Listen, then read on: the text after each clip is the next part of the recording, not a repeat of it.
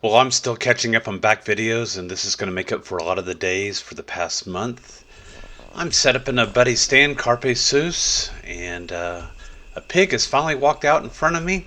I don't have much of a field of view here, so I've been waiting for this pig to come out, just scanning every so often, and this pig has just appeared. Now I need to wait for it to turn so I can get a shot. Alright, here we go. 85 yards, and that pig is down. Turned out to be a 135-pound boar. And the next night I was on hogs was November 11th. That happened to be during the Aurora Borealis. Brass Catcher by Tactical Brass Recovery. Now on my way up to hunt, I had called the landowner and asked for permission. He said, yeah, come on up. He calls me back a few minutes later and says, hey, there's a pig out by the barn. I think if you park back from the barn and come sneaking around the side of the barn, you'll be able to see that pig. Maybe get a shot at it. And I'm thinking, that's going to be 30-40 minutes before I get up there, but yeah, I'll give it a shot. So I park way back from the barn. I come sneaking around the side, and sure enough, there's a pig right there. Just exactly like the landowner said, exactly where the landowner said it would be. So I get lined up, and boom, that pig goes down at 120 yards. And it also turned out to be a 135-pound boar. A little bit later on his lake, this is my first chance at a twofer for beavers, and I will thread the needle beautifully, miss both of them with that shot.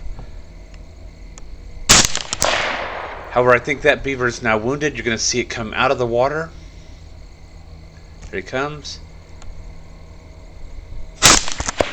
And I put a shot into the back, and that beaver was not seen again. Moving on to another property, another night, another beaver problem. Beavers just put mud on the dam and it's circled around.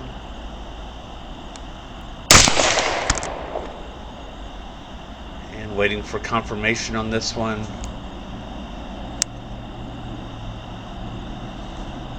There we have the flutter, and that's a dead beaver. That's gonna be a kill. On this next night, I'm set up pretty much in the middle of the field, waiting to see which direction hogs may come in when this cruiser came passing through. He's there at the edge of the field, and he's not stopping for anything except for this one cross fence that he needs to cross. And that's where I get a shot into him. He takes off running for about 100 yards into the next pasture.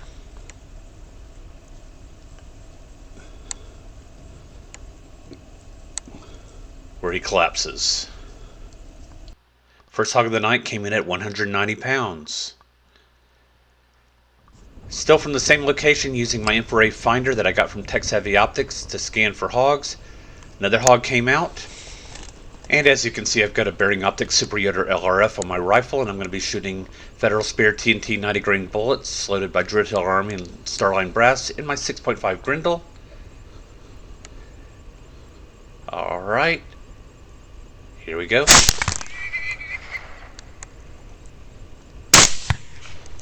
First two shots both connect. And it tips over, that shot misses. And the final quality assurance shot makes sure he doesn't get up. And this was a younger boar coming in at 165 pounds. Now, these hogs have been coming from the property next door where the sounder is. The sounder came in a couple of minutes ago. I've been watching them. After a while, after about 10-15 minutes, they decide to take off. And so they're heading back towards the creek, which is where they came from initially. So no shot on that sounder, but trailing this sounder a few minutes later is this boar. And I watched this boar for the longest time. Come this way, come on. And he didn't come onto the property, but another boar came in. There you can see both of them, the first boar and the second. And this boar is looking for a way to get onto my property. You can do it. You can make it through. Come on. You can do it. But he's having trouble getting through the fence.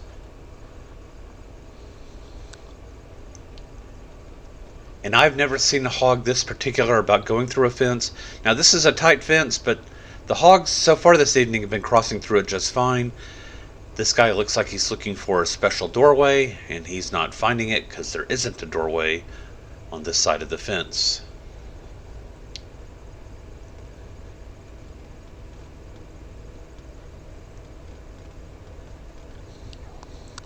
The hog is having trouble finding a way through the fence.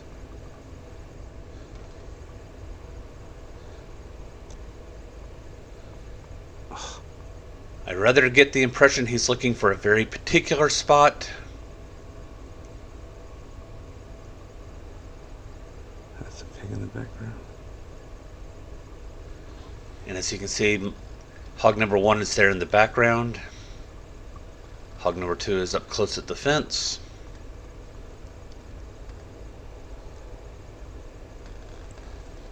Still searching for a place to get through. And how this hog didn't win me when he came in, I don't know, but he didn't. You can do it. Now he finds a way through. Wait for it. Just inside the fence, down at 125 yards. And at this point, we're just waiting for the hog to go ahead and roll on over.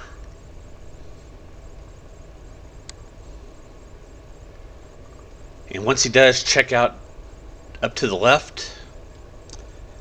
So the far pig didn't even run. And the far pig never came onto my property either. This boar also came in at 165 pounds. And moving on to the next property, I followed one of these hogs across the creek into the second pasture, and now I've got 2 hogs out there at the distance, and they are moving away from me quicker than I am advancing on them, which is unfortunate. And so I'm going to have to take a shot at distance.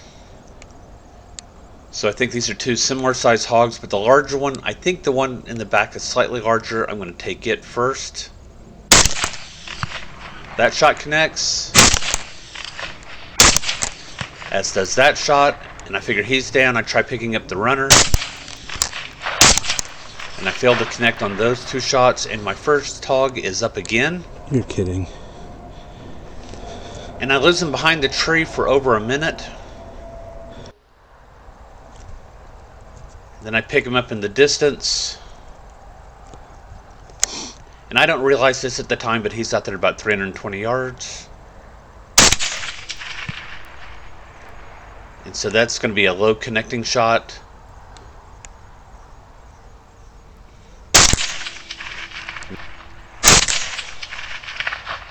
So I've been having trouble with the laser rangefinder because of the foliage in the foreground giving me short distances, such as right now saying the hog is at 49 yards, and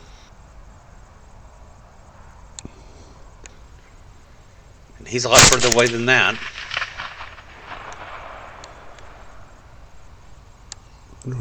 So finally I get him ranged.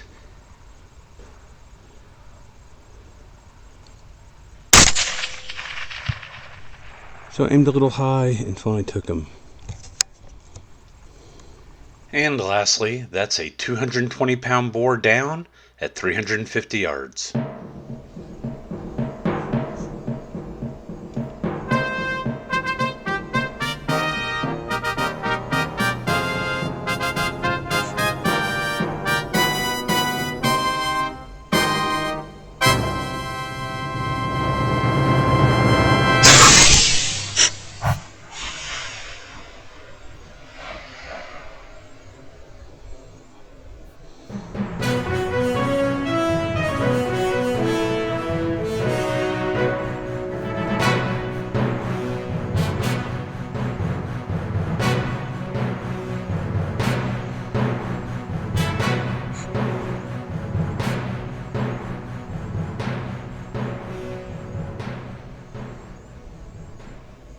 Carpe sus, my friends.